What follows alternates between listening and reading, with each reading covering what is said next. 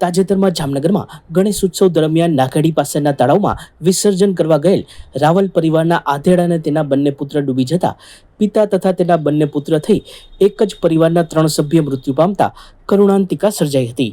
આ પછી collector, commissioner તથા પોલીસ વડા સહિતના તંત્રના અધિકારીઓએ લોકોને અપીલ કરી કે તંત્ર દ્વારા નિર્મિત કૃત્રિમ કુંડમાં જ વિસર્જન કરવું, પરંતુ તંત્રની અપીલ પણ ડૂબી ગઈ હોય એવા દ્રશ્યો સામે આવ્યા છે।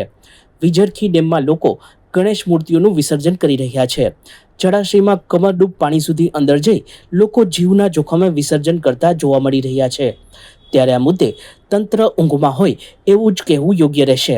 માત્ર અપીલ કરવાથી તંત્રની જવાબદારી પૂર્ણ થઈ જતી નથી। તંત્રએ તાત્કાલિક ડેમ સહિતના જળાશયો પર બંદોબસ્ત ગોઠવવો જોઈએ, જેથી ફરી કોઈ જીવલેણ અકસ્માત કે અનિચ્છનીય ઘટના ન બને। જામનગરના સિટી સી ડિવિઝન પોલીસ સ્ટેશનમાં ગઈકાલે જે હત્યાનો બનાવ બનેલો હતો તેની વિગત મુજબ જે આ કામે મરણ જનાર જે છે રોહિતભાઈ, એ એમના પત્ની રીસામણે ગયેલા હોય પિયર, ત્યારે એમના જે આ રોહિતભાઈ અને તેમના સાડુભાઈ જે છે આ કામના આરોપી નરેશભાઈ તુલસીભાઈ પરમાર, એમના વચ્ચે અવારનવાર બોલાચાલી થતી હોય તે બાબતે ફરીથી ગઈકાલે ઝઘડો થતા જે આ કામના આરોપી છે નરેશભાઈ તુલસીભાઈ પરમાર તેમજ તેના પુત્ર સુજલભાઈ અને અન્ય એક કાયદાના સંઘર્ષમાં આવેલા કિશોર, આ ત્રણેય દ્વારા જે આ મરણ જનાર છે રોહિતભાઈ, એમને પાઇપ અને છરી વડે માર મારવામાં આવેલો હતો અને છાતીથી નીચે ડાબા સાઈડના પડખાના ભાગે છરીના ઘા લાગવાથી આ જે રોહિતભાઈ છે એમનું અવસાન થયેલું છે। અને આ મર્ડરના ગુના સંબંધે Jamnagar city C division police સ્ટેશનમાં ભારતીય ન્યાય સંહિતાની કલમ 103(1)54 તેમજ જીપી એક્ટની કલમ 135(1) મુજબનો ગુનો દાખલ થયેલો છે। જે બંને આરોપી છે નરેશ તુલસીભાઈ પરમાર અને સુજલભાઈ, એ બંનેને હસ્તગત કરી આગળની કાર્યવાહી ચાલુ છે, તેમજ કાયદાના સંઘર્ષમાં આવેલા કિશોર અંગેની પણ આગળની કાર્યવાહી ચાલુ છે। રાજસ્થાનથી છેક દ્વારકા સુધીની પદયાત્રા કરીને કરણ દેવાસી નામના રબારી યુવાનનો સંઘ દ્વારકા પહોંચતા તેમનું સ્વાગત સન્માન કરવામાં આવ્યું હતું। આ લોકોએ રબારી સમાજના પરંપરાગત પોશાકમાં તથા ઊંટને સાથે લઈ સેંકડો કિલોમીટરની પદયાત્રા 28 દિવસમાં પૂર્ણ કરી હતી। जय द्वारकाधीश मित्रों, फाइनली द्वारकाधीश में अपनी यात्रा है जो 28 दिन में बाद में 29 दिन में है जो द्वारकाधीश मंदिर में दर्शन किया।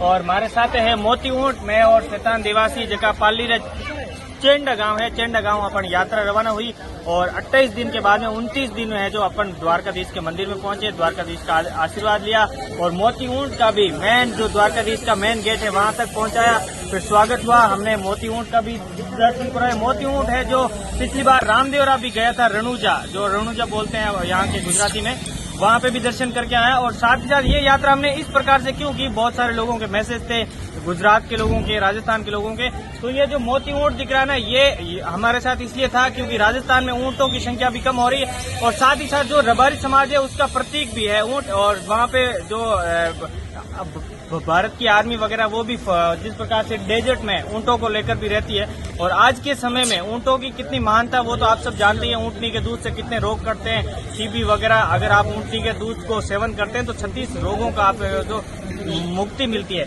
और इस प्रकार से जब आज ऊंटों की जनसंख्या कम हो रही है तो हमने जो हमारे समाज का भी प्रतीक है तो हमने इस यात्रा में ऊंट को शामिल किया ताकि हम ऊंट को बचाया जा सके, सरकार इसके प्रति कुछ करे।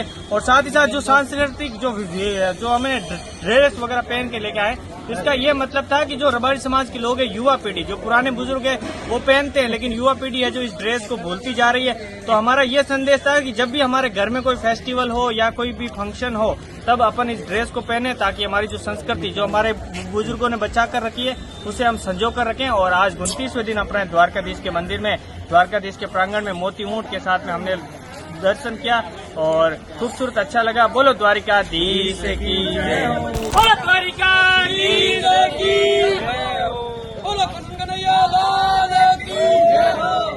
સચોટ સમાચારો સૌથી ઝડપી મેળવવા માટે અમારી ચેનલને સબસ્ક્રાઇબ કરો।